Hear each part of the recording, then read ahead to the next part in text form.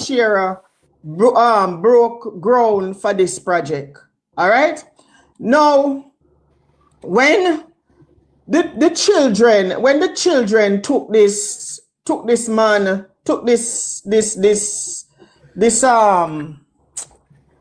New Falmouth Resort to court, New Falmouth Resort said that they bought the land from the man, from their father in a 1967. However, here is where the court show you where I go on yes or no. So if they bought the land from the man in 1967, common sense would dictate that their lawyers would have copies of receipts of the money where them pay for the land, along with the man's lawyer. However, what the court did, the court went ahead and asked the deceased lawyer to show a receipt, say the deceased got money from New Falmouth for the land.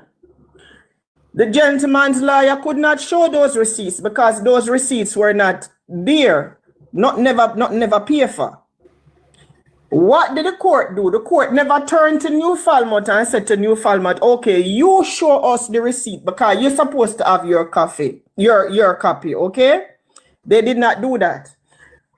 When the court decides, all right, we don't have no receipt for sure, so no own the land. What New Falmouth did, they went to their lawyer and asked their lawyer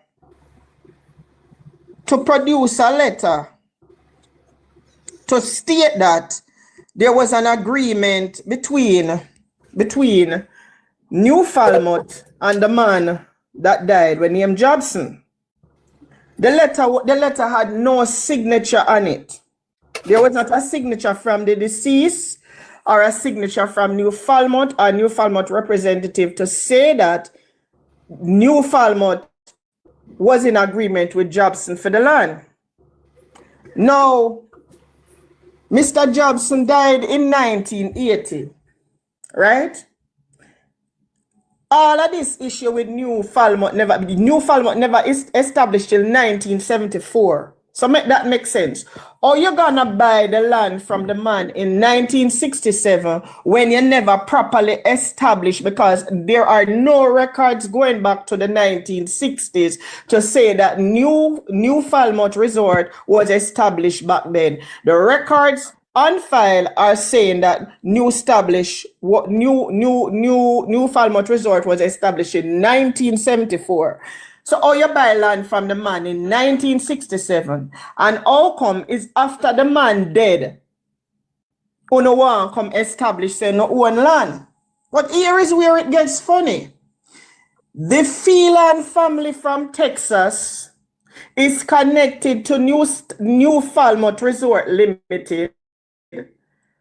They created New Falmouth Resort Limited as a shadow company to get ownership of over 1,000 acres of prime resort and coastal land in Jamaica. Right? Let me read what it says. The Phelan family from Texas is connected to the ownership of over 1,000 acres of prime resort and coastal land in Jamaica through a corporate entity named New Falmouth Resort Limited. Now, when you check out this family is a multi-billionaire family from Texas. As a matter of fact, one of the sons is a representative and Speaker of the House for the Republican Party. Okay? Now, here is where it gets even more stickier. Tova Hamilton said the government was not responsible for what took place. It was a private company. Common sense would dictate that the private company would have been New Falmouth Resort. But there is no New Falmouth Resort is no longer registered in the titles office. Okay? Because there are various letters that was sent. I can read one of them for you. Give me a minute. Let me pull it up. Let me pull it up. Pull that up. The reason why they don't want it to be shown, they don't want to release the beneficiaries. And there you go. to that as you come, It is because they donated to the Jamaica Labour Party in the last general election. Thank Yeah, you. but All they're campaign saying, was Michelle, is that financed. the court already decide on a decision, and that is it. No, They're not looking into anything else, just that. No, but and they that's say it. that's the problem, Daniel. Because the kids, even the kids, the man's kids, when you realize, because We're there's gonna a bring in case, Marsha in a minute, so in Michelle land. there's a case where the kids filed against the administrator general.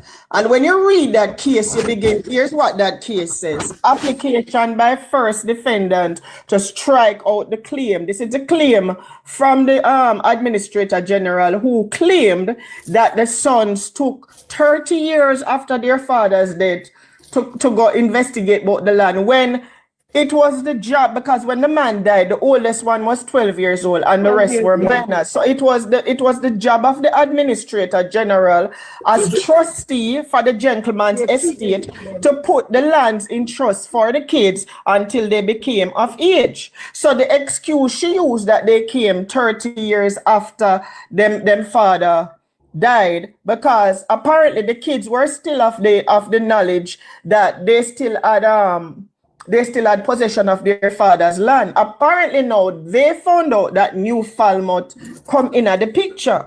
So they took New Falmouth to court as along with the administrator general. And this is what they alleged about the administrator general. Application by first defendant, which would be Dimitri Jobson, that are the oldest son, to strike out claim. That is the claim from the administrator general. Legal principles to be applied, abuse of process, claim seeks relief for alleged negligence pertaining to administration of deceased estates.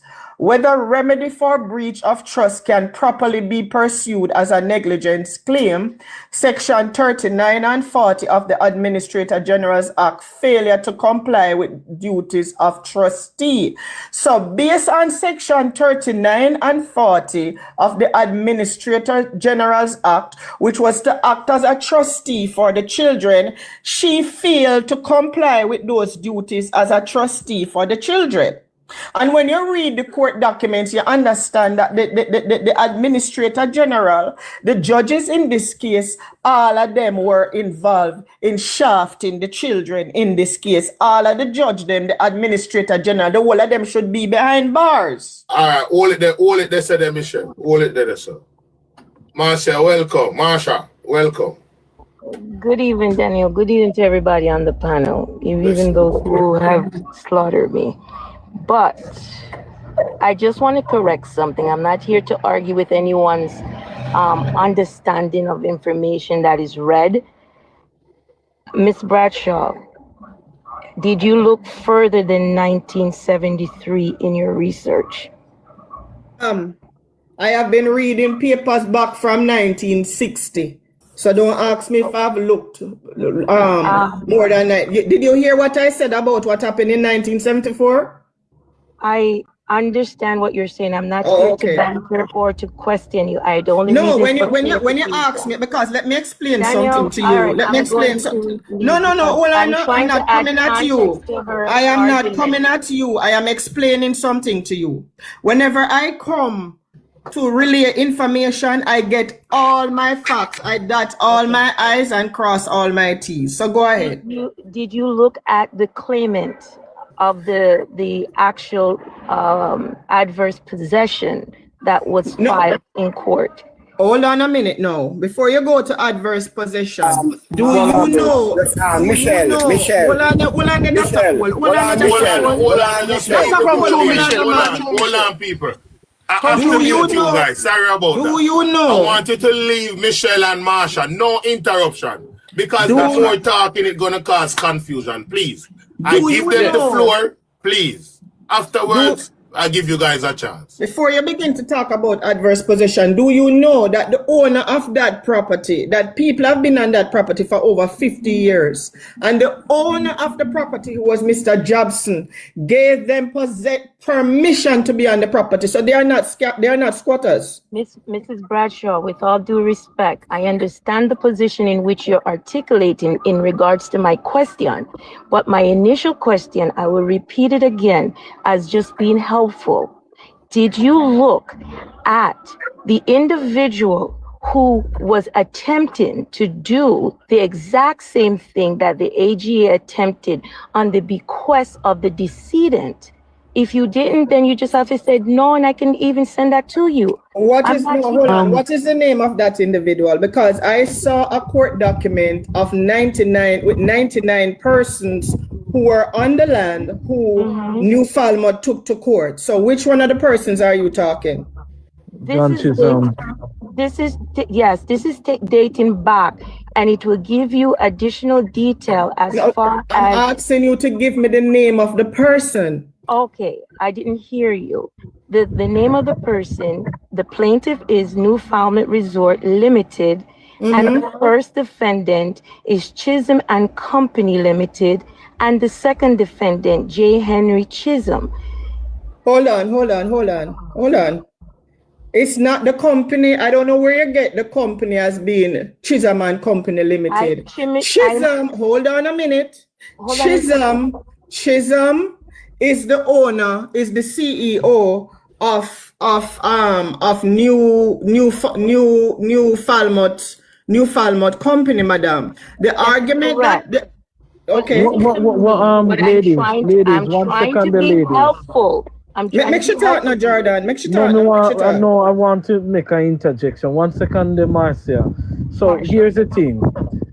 New Falmouth Resorts Limited changed ownership from the Felon family to John Chisholm in the 1970s, thereabout, or the 1990s, somewhere thereabout, right? No, hold on, the Jordan. When you say they change ownership because it is the Felon family. Hold on, I'm just responding to what Jordan said. Okay, I thought Daniel said this was going to be oh my God, I can't respond to what Jordan said.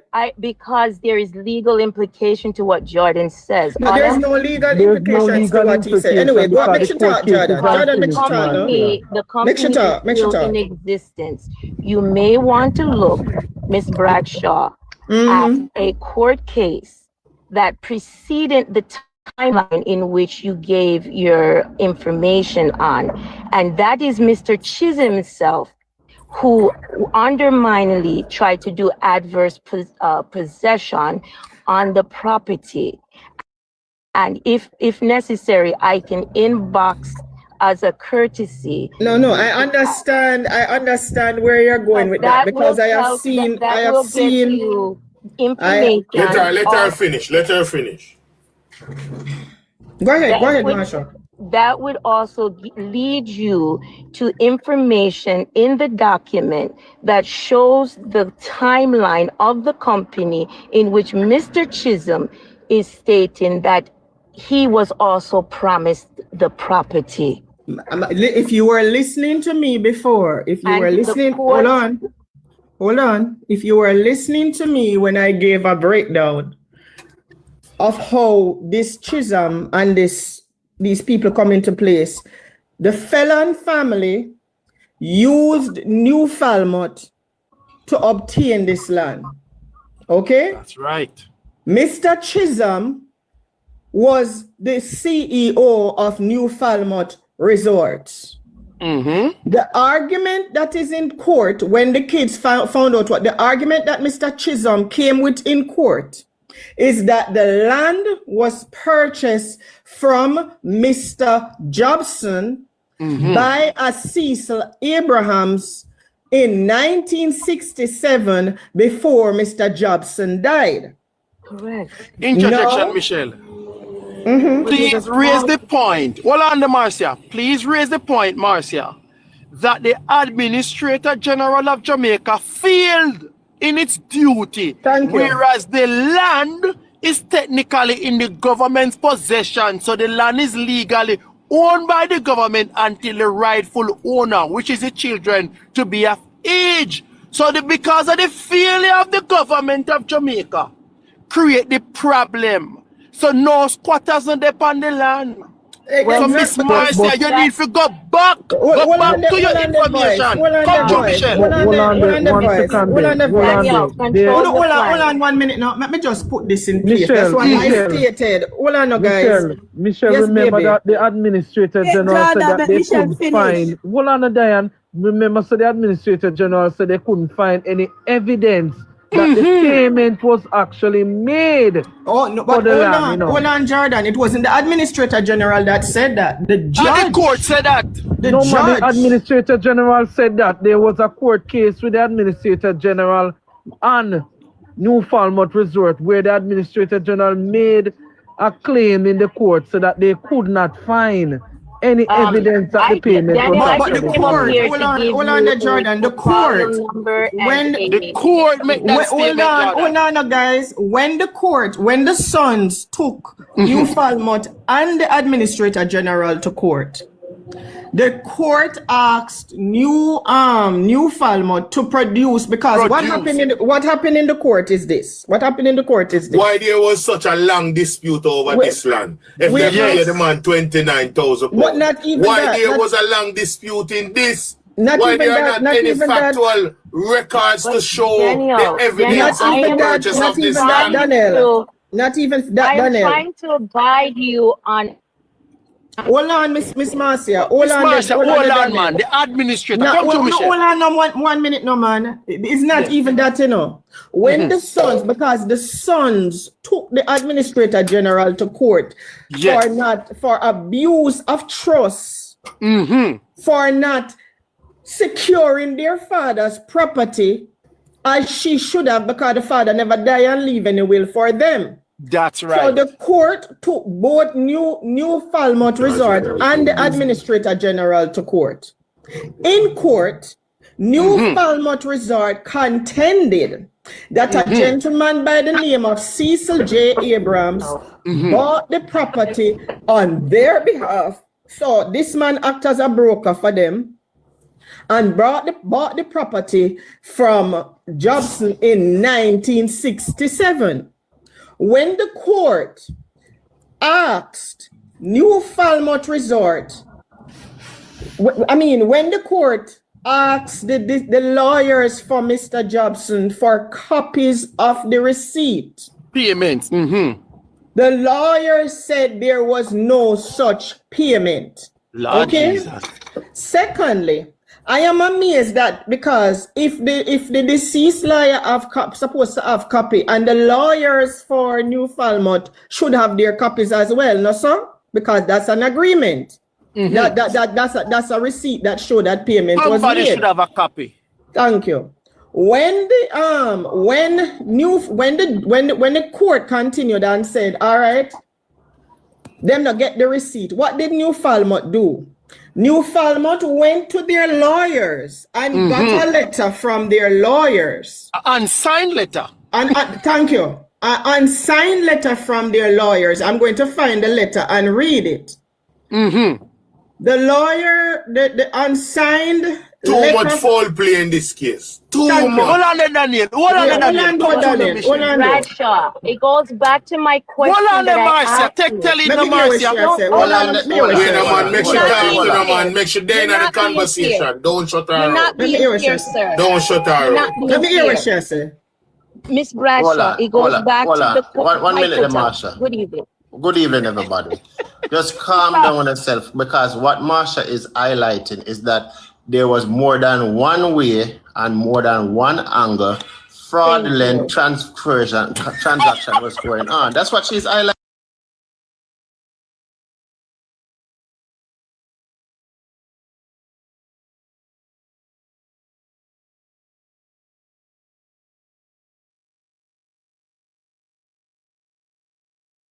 Let me tell you.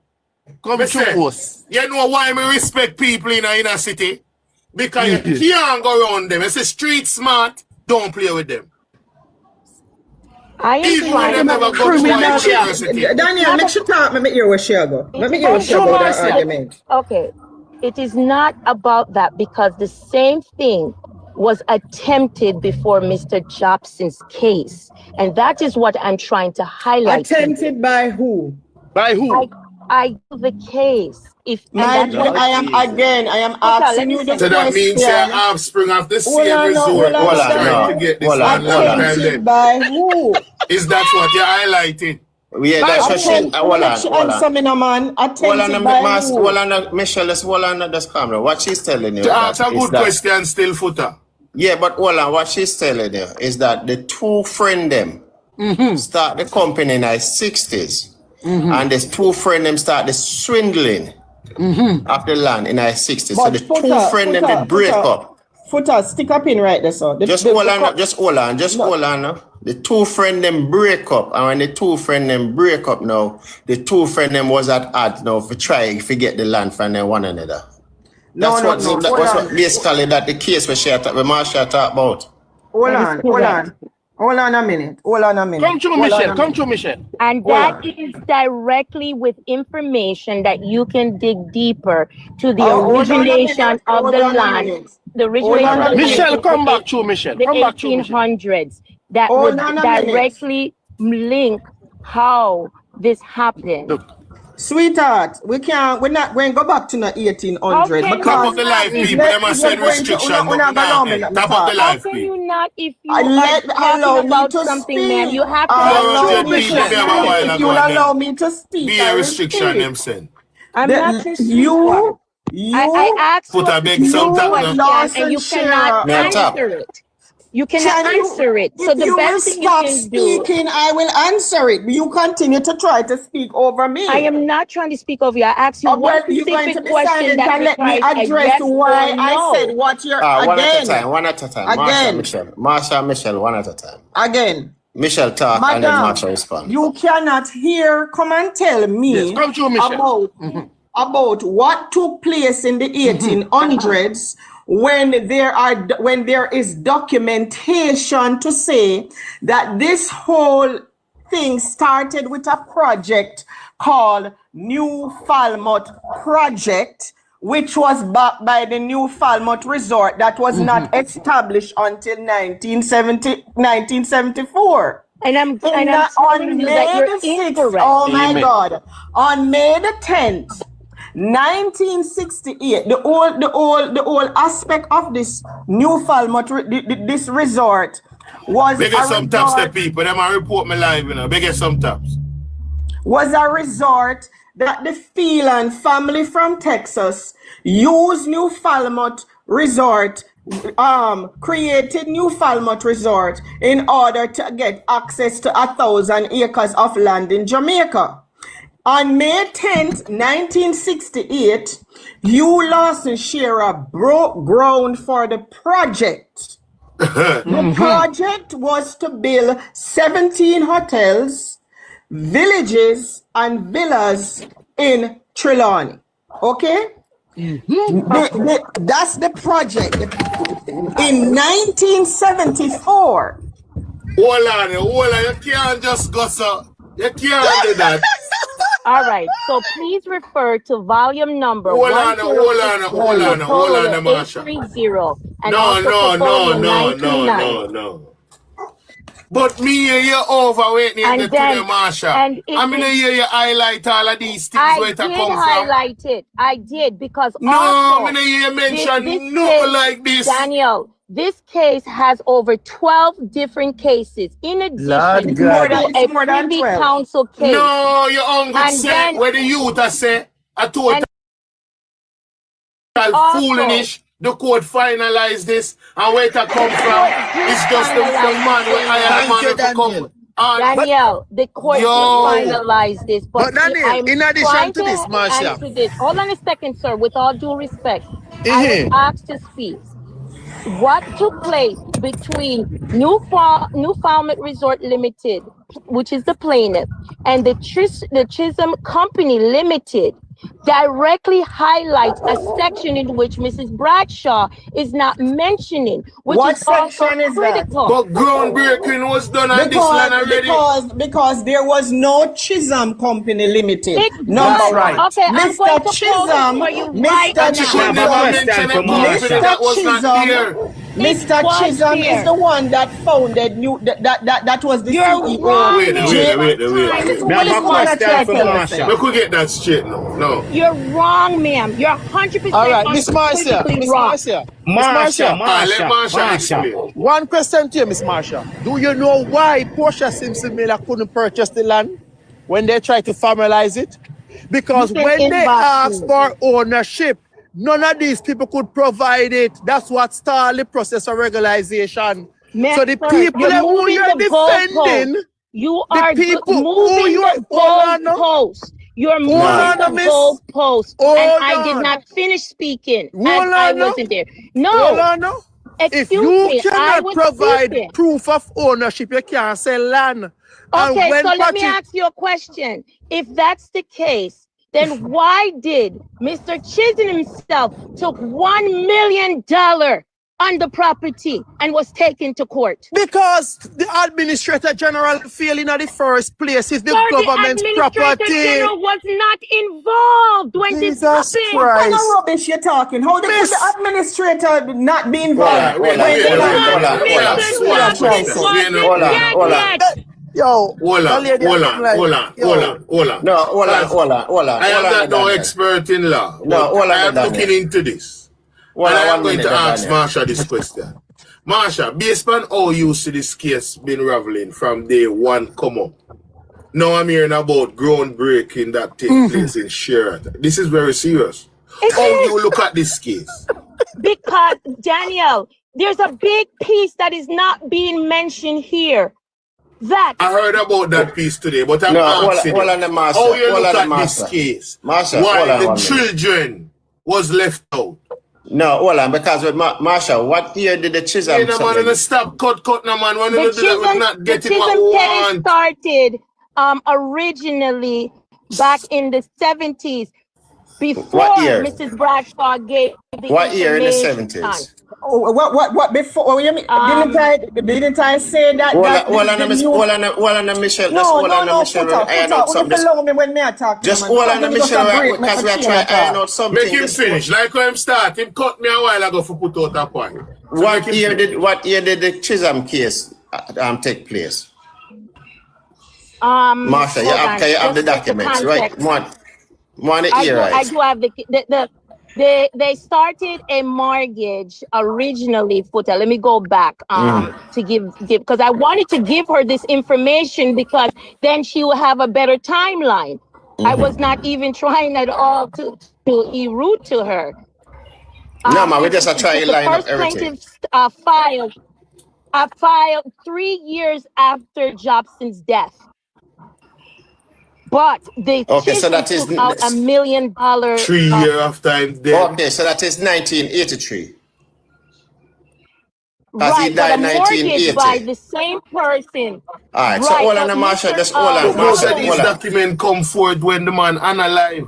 Hold on, Marsha, where do I try to do the timeline? Because if it was filed 3 years after he passed, after Chisholm, Jobs passed, right?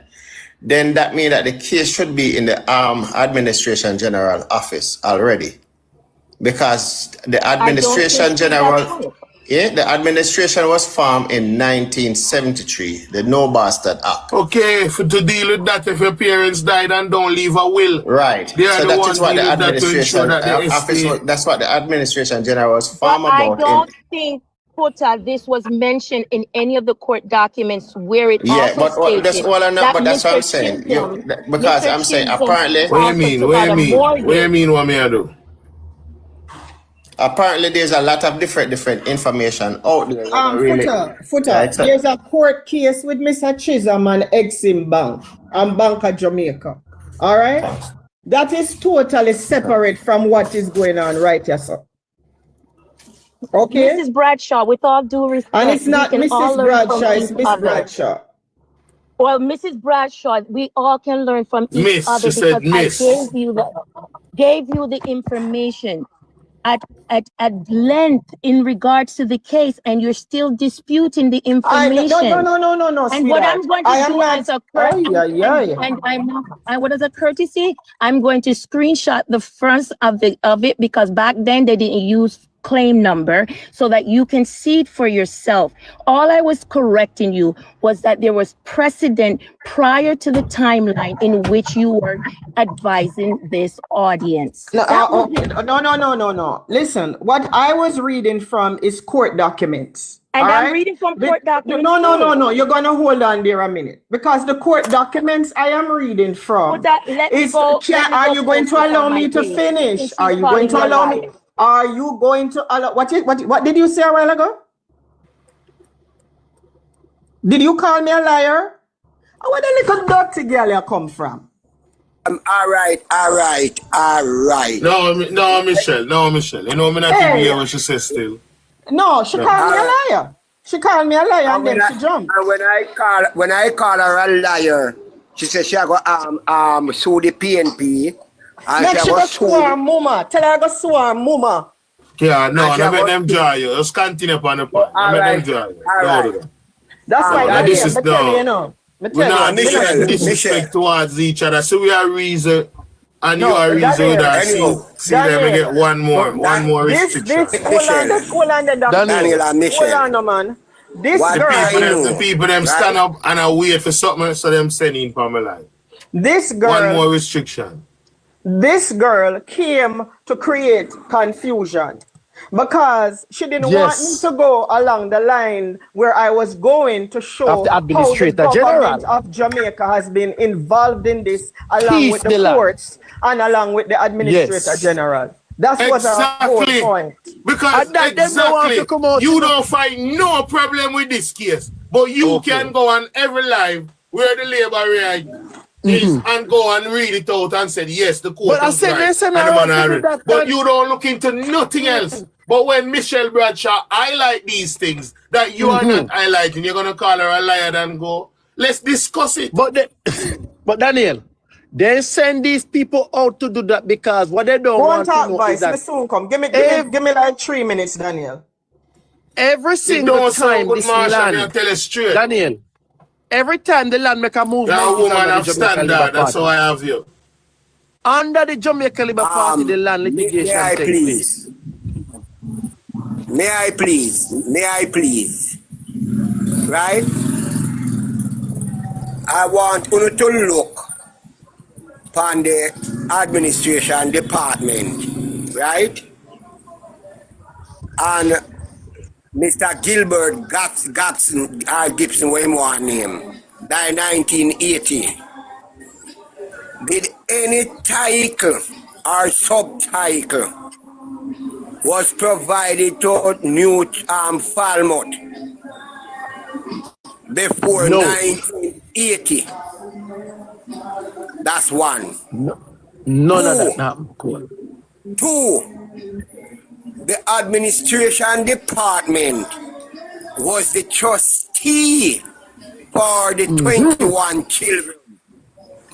Right? Did the administration department, who is the trustees, put out a gazette in the newspaper at any time in the 90s to reach out Blacks. We hear you. to the Gapso relatives, right? These are the things, because if the administration department cannot reach their relative, because remember where is the gazette that the administration department put out? It's not relative, Mr. Cole. Mr. Cole is not relative. Administration General work with the children, not relative. The children. They're supposed to hold the land. But when me I say, Footer, there's so much to this case. Leave man. it up But to the Daniel, It there's is not a lot. so much distasteful thing to this case. Daniel, What is if you pay for this land and buy this land? So many disputes coming up. then prove it. Cadet Vice. Daniel, all that is there. Well on the Vice, well on Cadet. Vice live overseas. You live underneath your two grandparents. Mr. Cole, stop. Dr. Cole is going to love that. Marsha, so we check your inbox. Dr. Cole, leave that alone. What we're saying here, people, the government of Jamaica failing its duty, the land technically to the government of Jamaica under the administrator to put the land in trust and protect the children's heritage. The government failed. What do you mean? What is the purpose of the administrator? To put the land in trust. No, the land is the children. So what was the purpose? Just hold on, let me explain. Just hold on. The No Bastard Act that was formed is that if anybody pass off and they have asset, right? The administration general is in charge of their estate if they don't leave a will. If they don't leave a will. If they don't leave a will. Just hold on, just let me explain. If they no, but don't question leave me ask you, Footer. Who is in charge of the administrator general? Is it the government? Just listen, no? They have an admin. So what happened? The government. Just listen. The government. Just listen. So what happened is that all of the person asset is entrusted to the, they don't own it. It is entrusted to them. So they're supposed to go around and itemize all of the person asset, and they are to go out there and find out. So they are supposed to gazette it out there and say that such and such a person had passed off, and we are looking for his descendant of his children. So if anybody come and say such and such my father and something, you're supposed to test them and DNA test them and see if they are the person true biological child, right? And it don't matter if the person did have children in a marriage or outside. Marsha said that was done. Yeah, that was done. Hold on, just hold on. Mess up in the courthouse. Wait, Marsha said that was done. It was never done. Because if that was done, Footer, we would not be in this situation. No, Administrator General failed. It was never done, Marsha. And the simple fact that the children, that the administration is telling the children them that there's a case in the court and the children never know about it, and the administration say that the picture how is that possible, Footer? How is it possible? Is that the picture them supposed to be there? Is the administration supposed to be there on behalf of the children? Footer. So who was the accuser in the court? Only give me a minute. Because this is what these labor rights do. There's a case like this. You're coming in next day and then we'll bring in Richard. We could just stick to it with it right now. Yes, come through, Michelle. The sons, because when this girl ever talk about it was done, she need to get her facts straight. Okay? Because the same administrator general in court contended that the children took 30 years. My box. May I do some work? The children took 30 years after their father died to try to get access to the land. Meaning, the administrator, because this is why the sons have a claim against the administrator general. Let me read the claim again, so that, because when people are going to come with them bag of rubbish. She said a third child brought a separate case. Listen, sure. Come through, Michelle, but let me enjoy out. The argument in the court is this. The sons took the new Falmouth and the administrator general to court. Here it lists. This is what it says. No. The court never ruled the third child had no merit. There is a reason why. Make some taps the people, please. Them are two restrictions me having on people. Get some taps. Right now, come like me there out this up on the 10. We on the live steer right now. Two sons, Dimitri and Gilbert, first applicant and second applicant, brought a case against the Administrator General and New Falmouth Resource Limited. First and second responded. Kingston 13, Newsroom, big up yourself. Maximum this case was before the Honorable Justice Morrison, Miss Justice Phillips, and Mr. Justice Brooks. Okay? Now, what happened in this case? Let me read the background to the claim. These are the background to the claim. Gilbert Baron Jobson was the owner of lands located at Orange Grove in the parish of Trelawney. The property was formerly comprising certificate of title, and it gives the volume and the folio, but is now registered at volume and folio, and it gives the number. New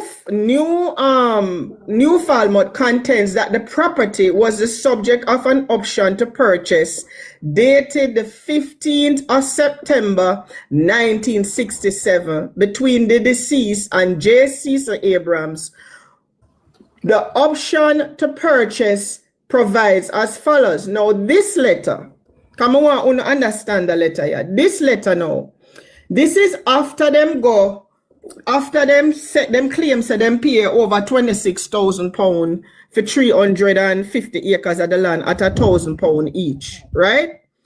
When the court asked Mr. Dobson's lawyer for the receipts to prove that Newfoundland had paid over the money, the lawyers did not come up. The lawyer said there was no such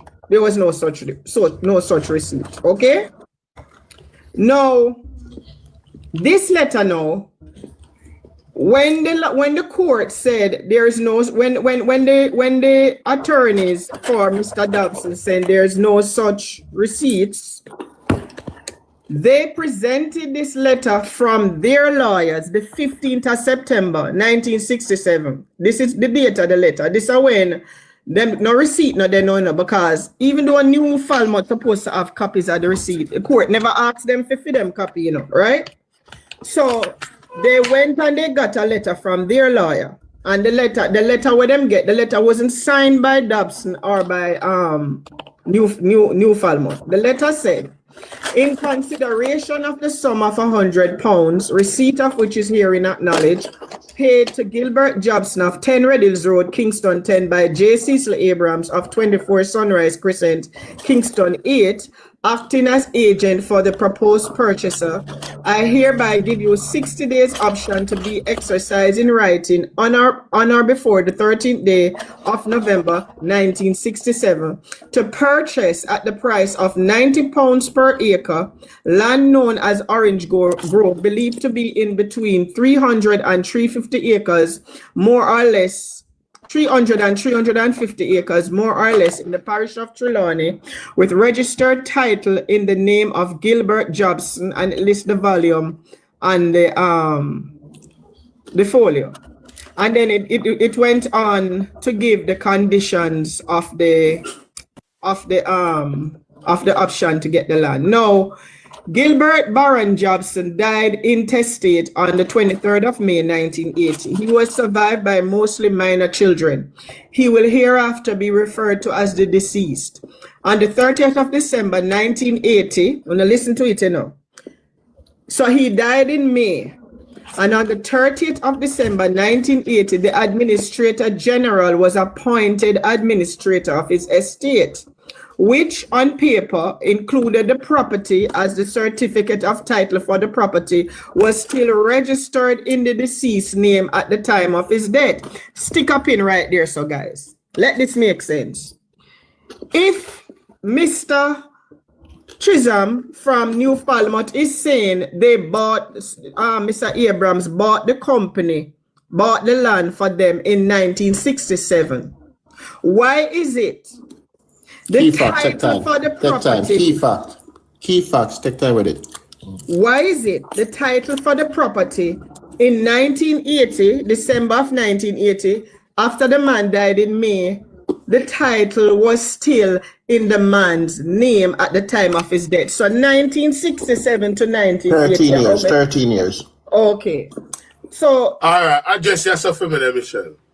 How can company start in 1973 when ownership was date back even 1970 in the court document? Okay.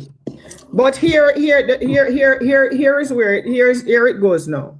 In view of the company's assertion that it had purchased the property, the Administrator General on the 22nd of September 2004 filed claims, and she gave the claim number. She applied under Section 39 of the Administrator General's Act to ratify the sale of the property. So here is the Administrator General seeking to give the property to New Falmouth in 2004. Okay? Without any evidence or any receipts. Thank you. Anything. Because, this is why I said I've seen a case like this before. I know somebody with a case like this before, where it's a combination, and I'm going to speak quickly, Daniel, whereby the titles office, the land agency, and that said office you speak of, go behind the back of the registered owner, remove them from the property, from the title, and place other people on the title. I've seen this before. Not because it's agencies that are supposed to be well respected. Don't believe that they don't play gymnastics inside there when money drops. Okay, boss. But here is... But continue with your evidence. Okay. Hold on 1 minute, Michelle. Let's keep it up. The administration only proceed over estate where the owner of it is deceased. Okay. Right, they don't proceed over estate. And didn't leave a will. All right? And did not leave a will. Okay, so here it goes now. In view, let me read from the beginning again. Gilbert Baron Jobson died intestate, meaning he died without a will, on the 23rd of May, 1980. He was survived by mostly minor children. He will hereafter be referred to as the deceased. On the 30th of December, 1980, the Administrator General was appointed administrator of his estate, which on paper included the property, as the certificate of title for the property was still registered in the deceased's name at the time of his death. Let that make sense. In view of the company's, this is New Falmouth, in view of the company's assertion that it had purchased the property, the Administrator General on the 22nd of September 2004 filed several claims, and then she applied under Section 39 of the Administrators General Act to ratify the sale of the property. What that is saying, based on the claim from Newfoundland, this is just a claim, you know. The Attorney General went ahead and gave and ratified the sale of the property to say that New Falmouth owned the property. In supporting the application, the Administrator General deposed that A, the deceased died intestate and letters of administration in his estate were granted to her. B, the deceased died possessed of real estate, which included the property and was the subject of an option to purchase between the deceased and J. Cecil Abrams, acting as agent for the company. The company in 1973 lodged a caveat numbered 84833 prohibiting any dealings in relation to the property. A sale to the company was put on hold between 1985 and 2002 due to a previous claim which was brought by another son of the deceased, Oliver Jobson, who claimed that he was the owner of the property, having purchased it from his father. That claim was dismissed on the 8th of October 2002 as having no merit. The company has been in possession of the property since November 1973 and has been insistently demanding that the land be transferred to it. Mr. Raymond Nizam, managing director of the company, presented her, that's the Attorney General, with a letter addressed to the deceased dated the 9th of November 1967, indicating that the option to purchase was exercised and on that date in accordance with the terms. To verify, here's the part where it gets interesting. Somebody need to mute them phone.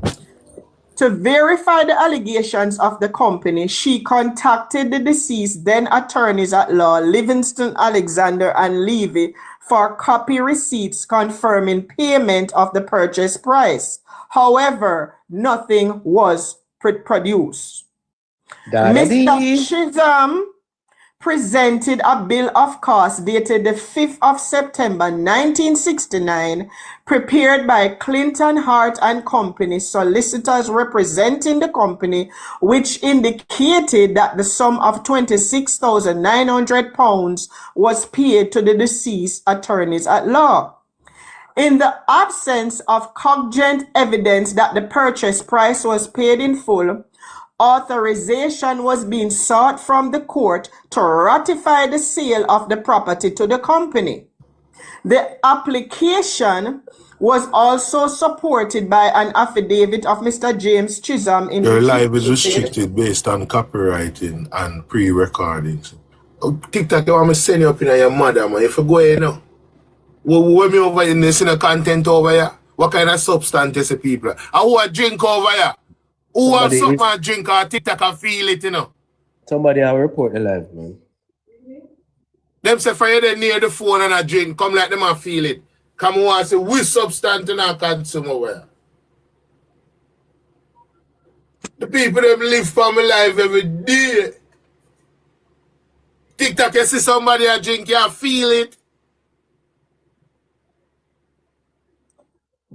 So, you want to know when you can't even contest these things because when you appeal it, them are going to tell you, yo.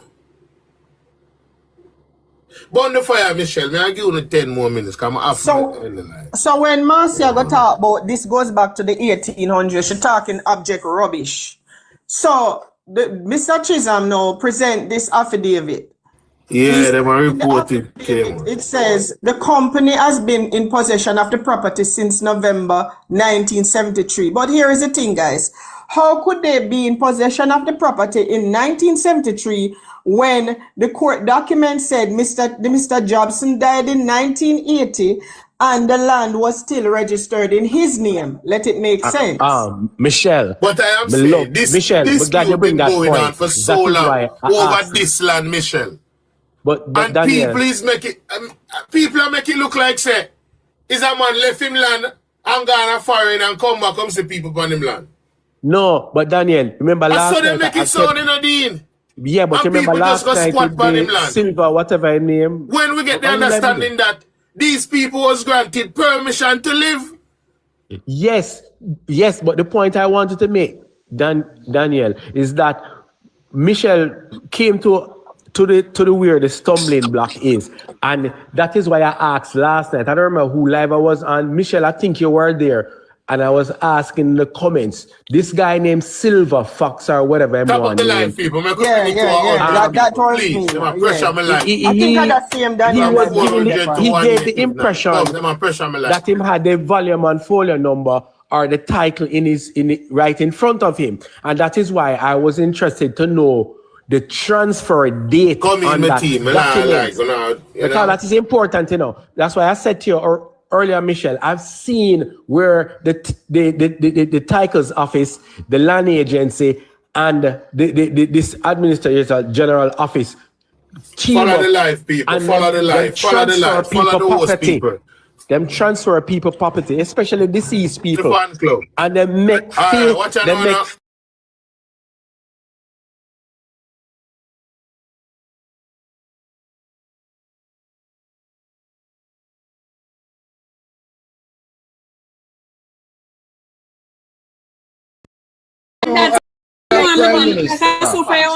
You're crazy. You want me to suffer? The Prime Minister achieved what the Dr. Andrew have achieved in the history of this country.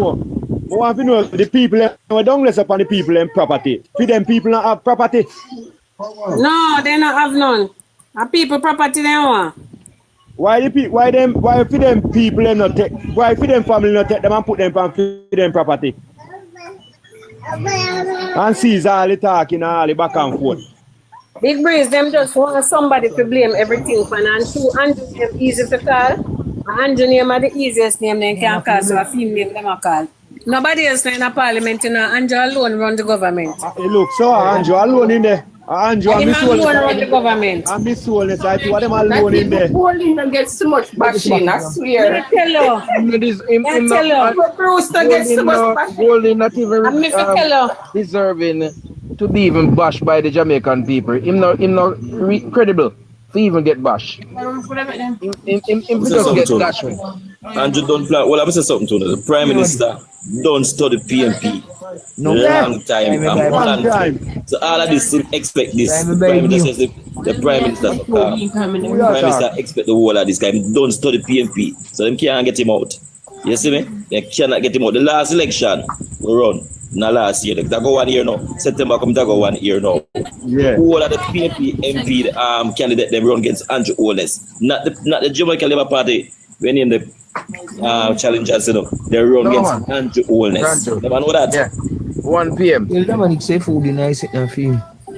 me go to the election, the last general election, run against Andrew Oles. Not the man people, not the JLP contender in the constituency where they run against. Andrew they run against. Everybody depend on Andrew. So I don't feel like man plan feet, man. Man study PNP to 11 years.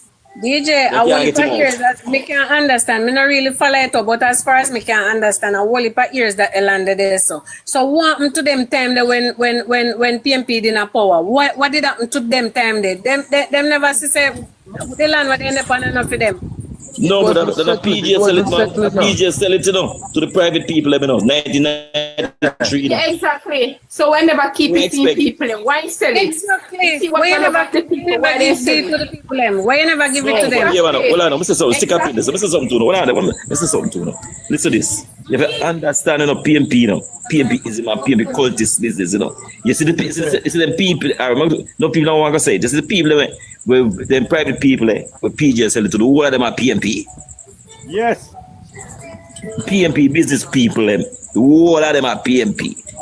Exactly. You notice some of them quiet, you know. You don't notice some of them quiet. So it come from top to bottom. So you see the PNP, they know they might try to play up on the both side. They might try to let them the people, and then at the same time, they still go up on the man who buy the property, because them friend, and them big money friend, PNP friend them.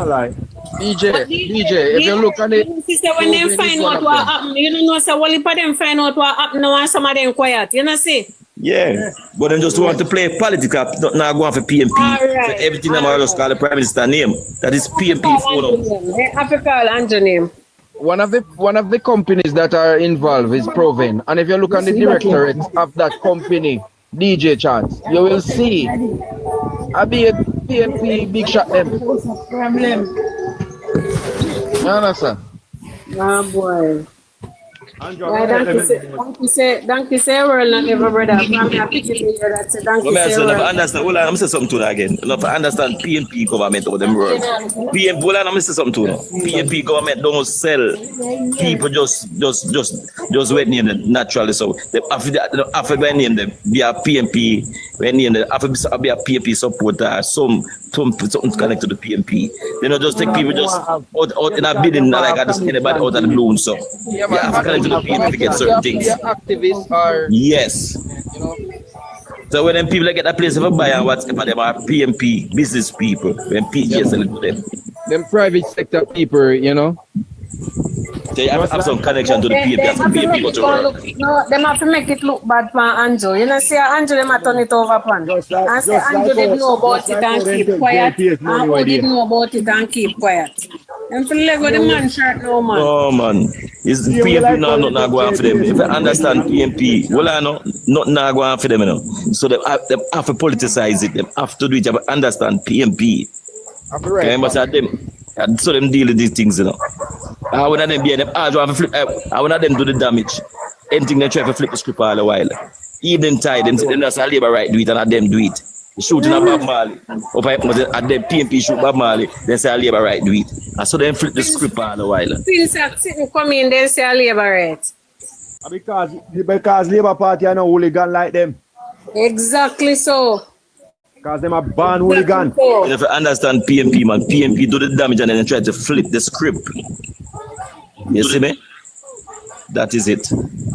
I'm playing the Labour Party. So we don't Good night. It played on the ignorance of some of the people, you know, because but you have to understand, you know, seeing DJ Good night. is that when a lie goes out, you know, when a lie go out, you know, Father Rusty, it take a whole lot of things are explaining for it to be, you know, get rid of, you know, right? Me not cut him, me card that day. Rusty.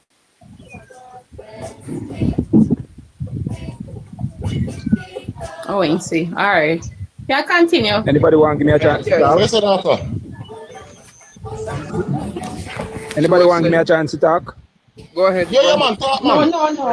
Give me the ear call me. Yeah, okay. Him and them not giving me a chance. Go ahead, bro. Right. Did I get a chance now, Bridget? Can I talk now? Okay. All right. See, my whole idea about Andrew, you know, and what we have to understand, you see, Andrew is a Adian Prime Minister. And the only person in Jamaica who have a strong back, all of the men in Jamaica, they don't have a strong back like Andrew Holness, because hundreds of people are riding on Andrew back each day. Understand? So God ordained him for that reason. That's why they can call him. They can call his name in everything and anything. You see, the PNP are try to do. We all know it. Understand me? We all know it. So that shouldn't be a surprise to us. You understand me? Because PNP is just PNP. And PNP is a party that we know a long time. You understand me? So you see, for a man, if you go down in a history, that's when him come out of politics, you can talk about him and giving him credit. That's why you have to bear the cross there. Andrew is the only man where bear turn where we are torn up on his head, just like Jesus Christ. You understand me? So, you know, for him to do the good works, he have to bear some prostitution. You understand? Because that is what God ordained him to do. So as my sister say, nobody can move him, is only God, and that is it for me. Same way. You understand me? Because one man, I don't know if one man can bear so much and bear and so silent in not fighting back. Him not fighting back, him not fighting back, him just do what him have to do. Understand? A man like that, you know, we should respect him and love him and appreciate him, because what? He's a good leader. He's like Moses. And you can name all those people in the Bible. Understand? Andrew Holness chose by God to lead this way. You understand me? So that's why PNP can ride him back just like that. He have a strong backbone. You understand me? He have a strong backbone. So everything depends on his shoulder. Because he's the only prime minister wherever exists in Jamaica who can carry this load. You understand me? And that is what we have to respect him for. You understand? He's a good leader and a conscious leader. You understand? He's the only leader where Jamaica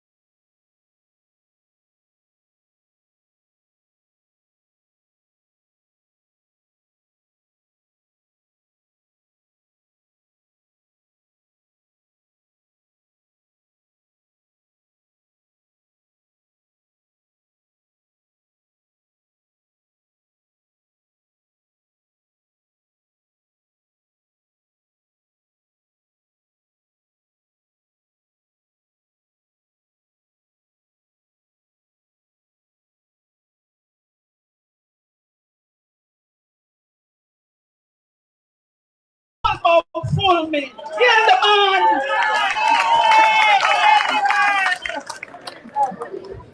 Comrade Morris Day. My mentor. You know what I'm talking about. He is my mentor. Hear the man. Comrade Morris Day. A good man. A decent human being. And I want to leave the councillors for the last. Councillor Wayne Mackenzie, the younger councillor. And I want to heal up the general. The general. Sorry, I'm going to cut our speech. I don't know what about you.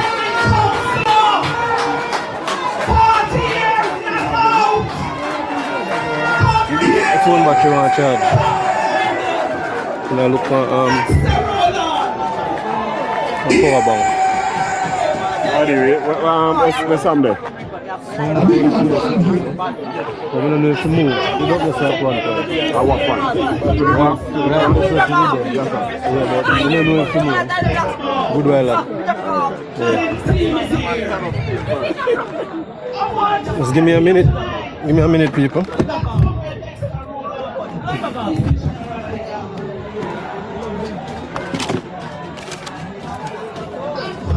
Now look on charger. To charge this thing. Battery dead.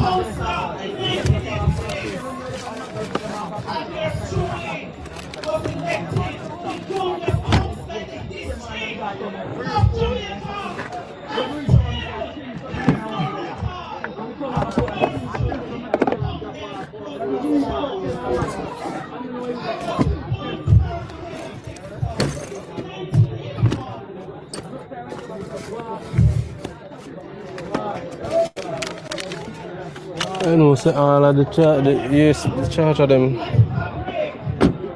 Man.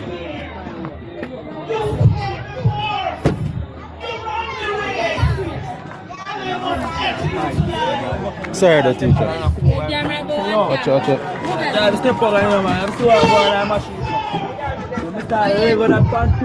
I can't find no extra charger.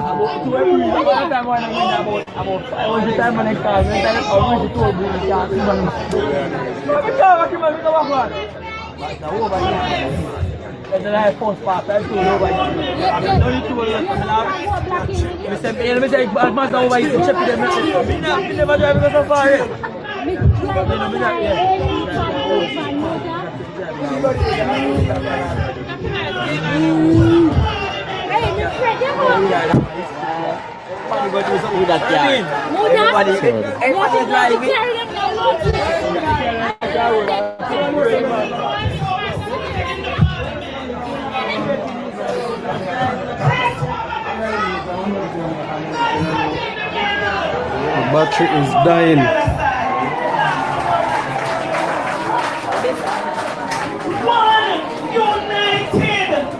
One united region 2. St. Thomas, Portland, and St. Mary. United region 2. And I tell you, when we bond together, and when we get up and speak in the parliament of the land, they have a right of respect. Wait. I'm going to want to miss out this speech. You understand? They have to know what time of the day it is. Because we not relent. We not surrender. We represent the constituency to the fullest. So the next power bank I'm going to get now. As Chris said tonight, I don't come here to cuss labor right tonight. But I want to touch on a few matters. Cuss them. I don't know about ISAT. discussed it yet. But up to today, the 13th of August, Eastern St. Thomas constituency don't get the required amount of the so-called little bit of $20 million CDF. We don't get all right. And they know that back to school is just a few days around the corner. And I hear a certain person who was discarded by the people of Eastern St. Thomas talking about where is the back to school for Eastern St. Thomas. But I want to tell her tonight, the one heap of back to school about, because I don't just depend on this wicked government of Jamaica for funding. Me have me friend them, a yard, and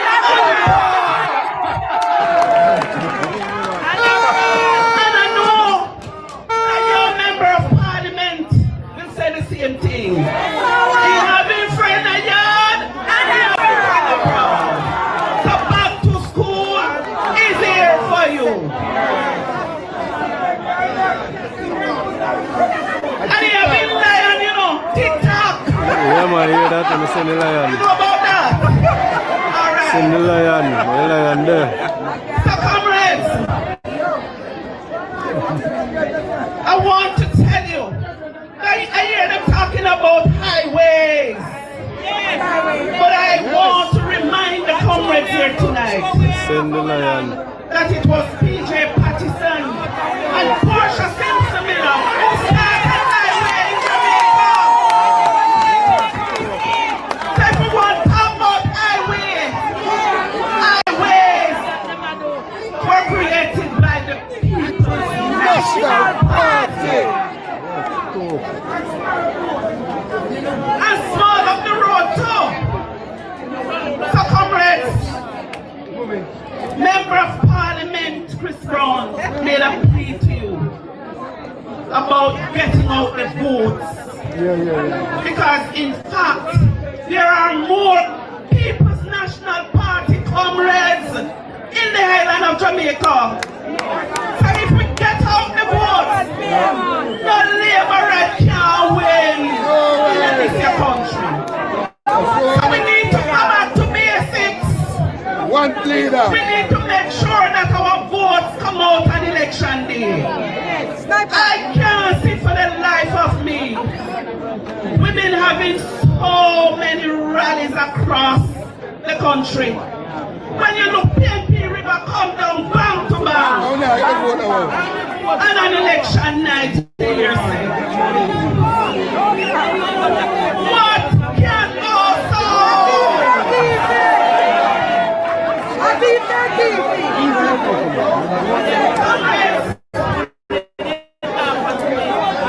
Make sure we take up the PNP soldiers, all those who are dormant.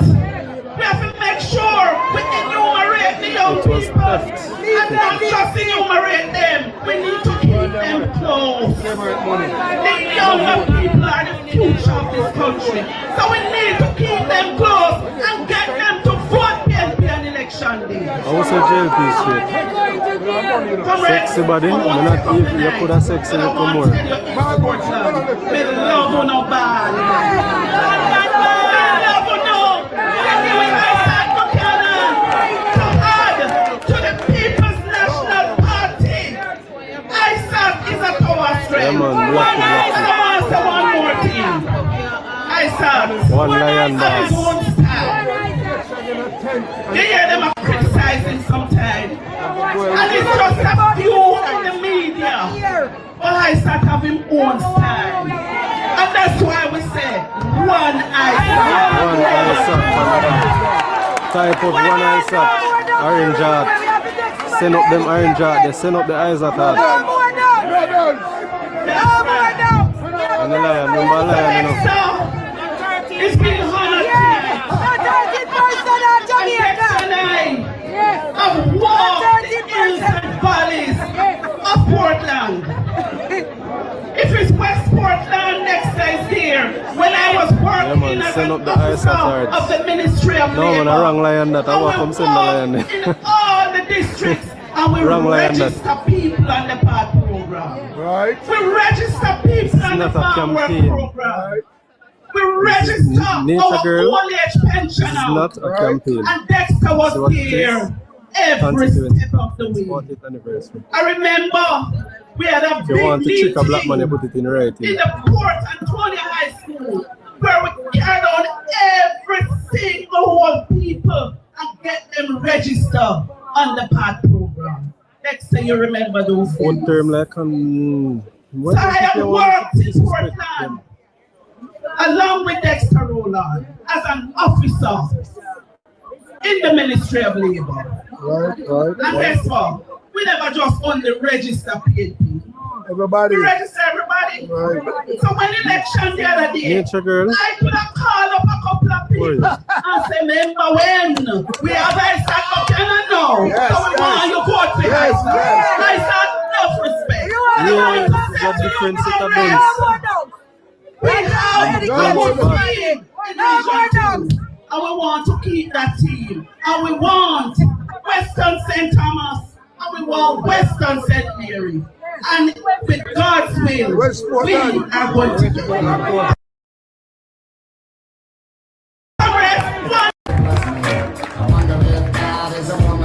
Respect. Comrade MP Rose Shaw. Perfect gift that we are all. Give it up for her, you know?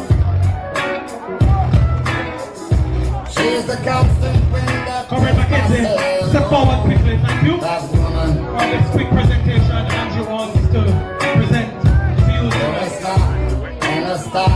She'll protect you like a child. That's a woman.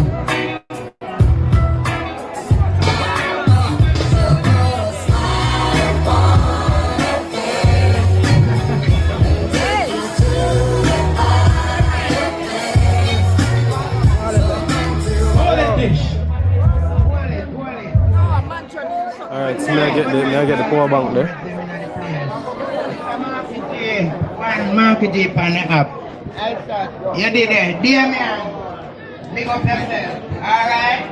You see me counselor now, remember the man when he come and me I go read me meter. You know, that's what I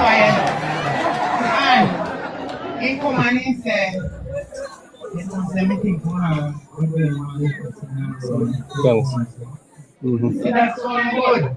Now we need somebody to sign up to me as a counselor. You know, see it, so I say, bring it up. And see my counselor there from the time that you don't know where losers feel like him and Dexter. So let me tell you this now. May I present to you this peace lily. And please take care, right? Because when you walk on your back, it's right. Alright, we're on charge now. Still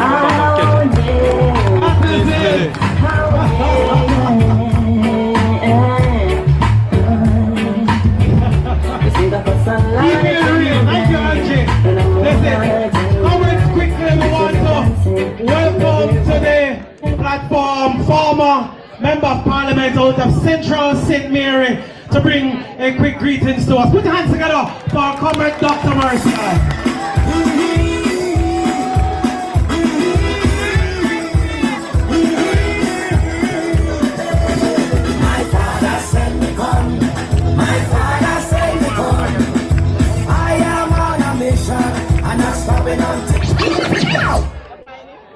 Comrade Chairman, I see you recognize that I'm no longer an MP, so you say brief greetings. Comrade Party Leader.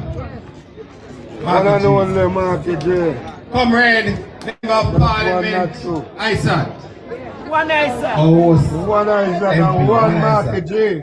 Comrade Chris Brown, Rosie Shaw. I'm trying to focus, sorry. One MP. Comrade Wayne. And of course, a brethren. Sorry about that. Dexter invited me here, comrades, because we have been on the road for a long while. Yes! Long while. Yes! And comrades, I don't know if it is because when I was a medical student in 1980, I came to Portland to do my community health. And a year later, when I come to visit some relatives at Titchfield Hill, I tried to swim across the harbor, but I had to turn back halfway and come back around where the soldier camp was or is now.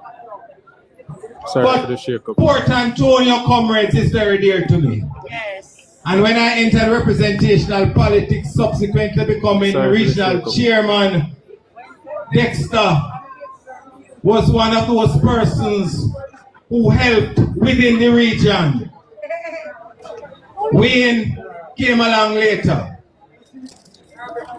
But I want to say something very important, comrades, because Dexter is one of those comrades who, simply because he's a people man, he has been here for so long. Yes, because he addresses the needs of the people. And I remember, comrade leader, when we were in government, and Dexter said, the people need a tank. And then I said, well, the ministry is going to provide one. And HHA put up the tank. And of course, after government, them just leave it right there so without connecting it. And party leader, I know you spoke on it today and I know you'll speak on it tonight. But this PNP government that I was a part of, and this PNP that we all are a part of tonight, have the people's interests at heart. And you know me get cussed by nationwide say, me and Omar Davies disobey the law. Because when the people in Cooper's Pen were to be evicted and demolished in 2012, when we became government, we initiated the court proceedings. And we also initiated the gazetting of the land. And comrades, I have no apologies about that as a minister without portfolio with responsibility for housing at that particular time. Because we saw a need of the poor Jamaican people, and as a government we saw it fit that we should take some effort to try and secure their tenure and their livelihoods, the decency. But what we see today, police come to man, wally for man, detain them, and bulldozer, and whatever is come lick down the people in the house. No humanity in this, comrades. And those are reasons, comrades, we see it. This is not the first time it has happened in this country. But it has never happened under PNP government. And I want to say to you, comrades, briefly, as I've been told by your chairman, that this is more than enough reason that when the next election comes, whether it is local or general, that the People's National Party is returned to lead the government of this country. The People's National Party believes in equity for the people of Jamaica, believe that we should support the rich and the poor, and we believe that we should lift up the poor people so that they can enjoy a decent life under this government and in this rock we call Jamaica. Yeah, so man, all the speakers spoke before about election. I'm saying to you can send that the rose. Trim your lamps. Trim your lamps. Yes, now all foot. Trim your lamps. Because the time will come when you need, as so many comrades who are awarded, and I want to congratulate you for the sterling work that you have done over the years. Yes, sir. When the time comes, you're going to make sure that you walk through the hills and the valleys of East Portland to make sure that your next member of parliament remains the same member of parliament. That Isaac Buchanan will be your member of parliament, and he will be one of the many which will form the next government of Jamaica under People's National Party government. One love, comrades. Always. One love. Give it up one more time for Comrade Dr. Maurice Guy, former MP.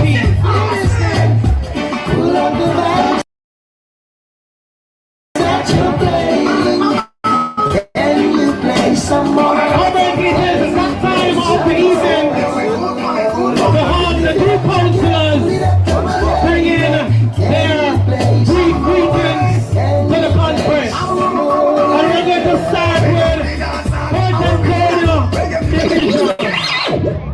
And I want you to help me welcome Councillor Dexter Roland of the Port Antonio Division. Let us hear the man.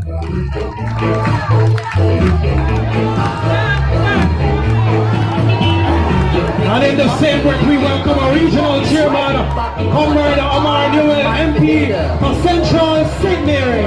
Pick him up, you lick him down, he's right back. What the Them say the cat got a 9 life, but this man got 99 life. Cause they pick him up, they lick him down, and bounce right back. What a hard man today. Them wild, what the Yeah, hear them song, them woman, them song them. Listen, I'm your superior, so please listen. Listen, I'm your superior, so please listen. When a lion is sleeping, never try to wake him. Wake up the lion, you know. Wake him up with a lion.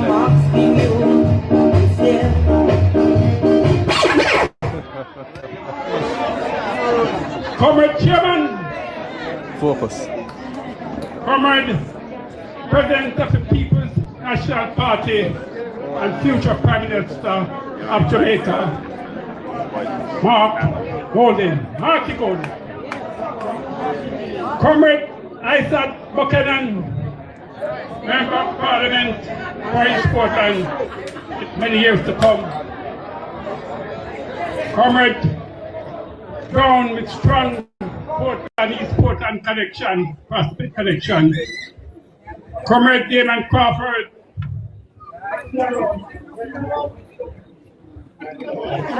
Comrade Crawford.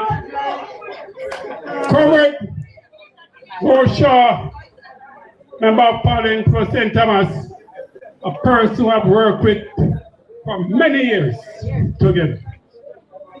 Comrade Wayne McKenzie, Comrade Donald Rod, my close associate, man who supported me over the years, and Comrade Morris Guy, who gave me full support when I was in my seat and as a councillor and as a minister. Comrade councillors and comrade MPs over here, comrade workers and comrade warriors of the People's National Party. Here is the People's National Party. Comrade, the chairman or MC, Comrade Ryan, ordered me to do it quickly. So I'll do it as quickly as possible. But so I just do one little thing. I just mention how I started politics. When I was a little child, little picnic, I was always taken to group meeting by my father. And I went to stay with one of my brother in Black River, going to school, Black River and Montego Bay. He always take me to group meetings with him also. Then I got a little bit bigger, and I remember when I lost the election in 1962, I was teaching home at the time, teaching student at the time, and one of my brothers was almost crying. So I said, "We're crying for?" He said, "It was too new." Anyway, I joined the years to come. I joined the PNP workers. Vice chairman, as chairman of Portland. It's not even I work very closely. And them people in the bed. First election was the Ken Wright election.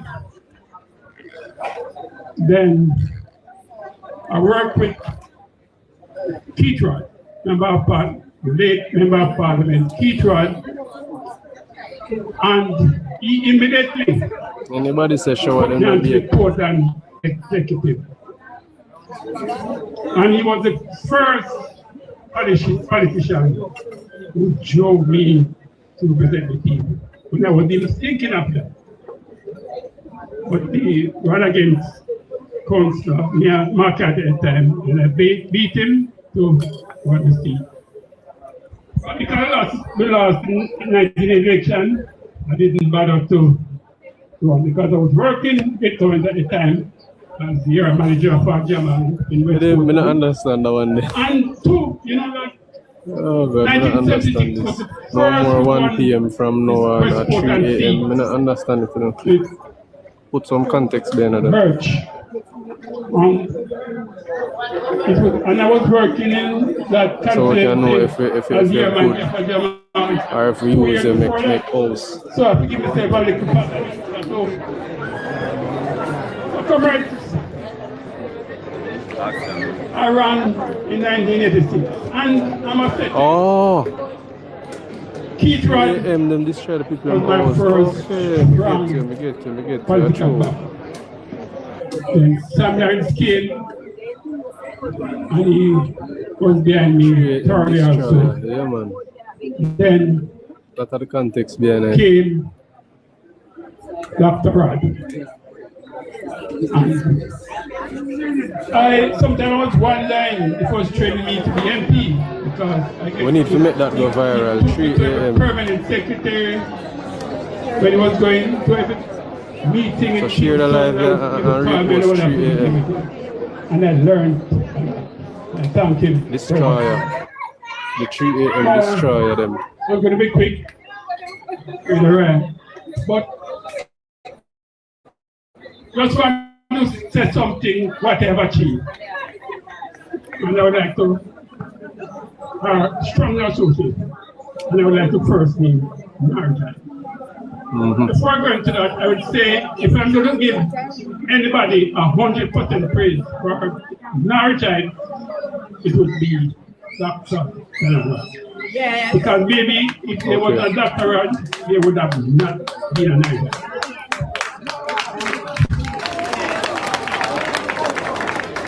But I remember, but I still have some connection with it. I remember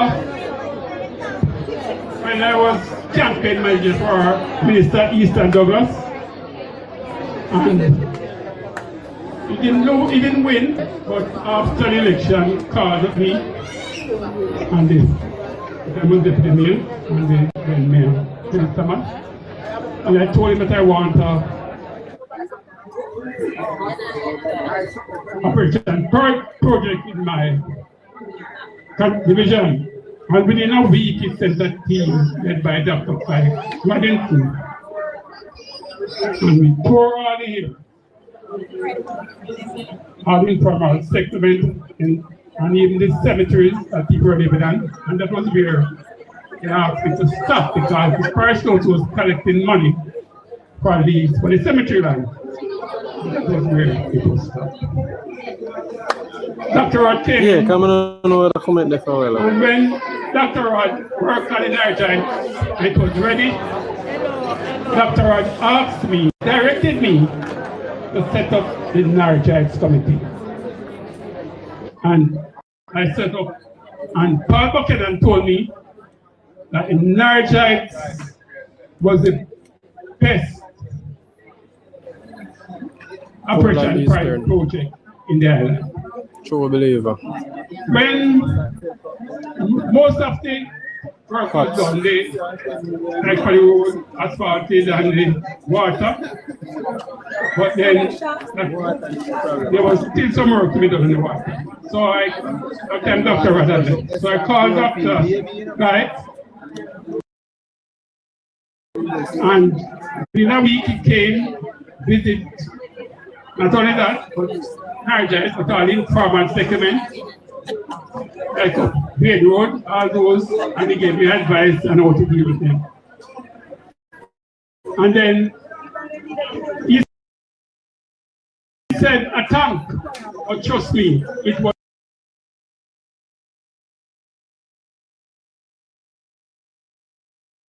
not on that. And he put up a big, massive tank. So that tank can go, Dr. Morris guy.